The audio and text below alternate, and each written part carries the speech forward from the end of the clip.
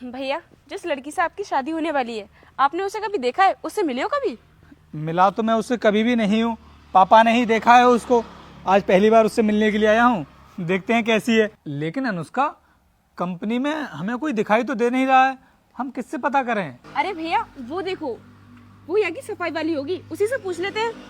हाँ सही बोल रही है तू, आओ उसी से पूछते हैं। हाँ। अबे ओए, सुन गवार, हमें ना इस कंपनी की मालकिन से मिलना है, हमें बता दे कहाँ पर है वो। जी बताइए, क्या काम है आपको उनसे? अरे अब क्या हम तुझ जैसी गबार को बताएंगे कि हमें उनसे क्या काम है?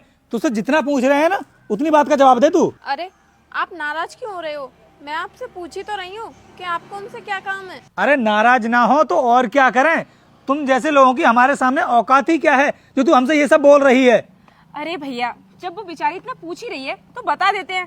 तो सुन, मेरे भैया की ना इस कंपनी की मालकिन से शादी होने वाली है, उन्हीं से मिलने के लिए आए हैं। क्या तुम्हारे भैया की इस कंपनी की मालकिन से शादी होने वाली है? तुम्हारा नाम रोहित है क्या? हाँ, नाम तो मेरा रोहित ही है, लेकिन तुझको मेरे नाम के बारे में कैसे पता? अरे भैया, आप भी कितना सोचते हो।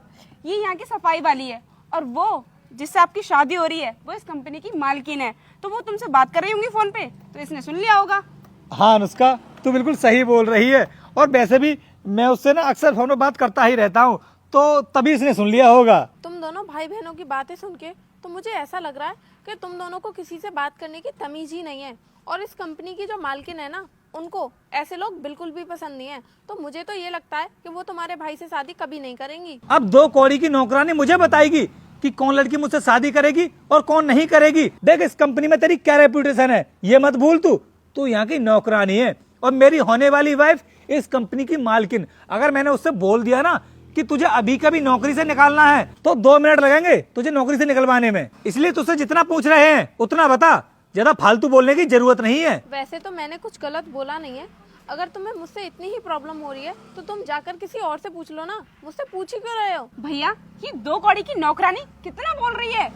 तू रुक, इसको कैसे सबक सिखाना है वो। रुक जाओ मेरे बेटे, मैं तुझे आशीर्वाद देती हूँ कि अगले सोमवार से पहले तुझे एक बड़ी खुशखबरी मिलेगी, और जो भी तुम्हारे मन की इच्छा है वह भी अवश्य पूरी होगी। लेकिन बेटा, तुम भी मेरे सच्चे भक्त हो, तो इस भले इंसान की वीडियो को लाइक सब्सक्राइब करके जाना। तथास्तु मेरे बेटे। मुझे अच्छे से आता है, लगता है तू अपनी औकात को भूल रही है। मैंने तुझसे कितनी बार कहा है कि इस कंपनी की मालकिन से मेरी शादी होने वाली है। तुझे पता नहीं है कि वो कितनी अमीर है। उसने ना खुद के दम पर इतनी बड़ी कंपनी खड़ी की है, और कुछ ही दिनों में हमारी शादी भी होने वाली है।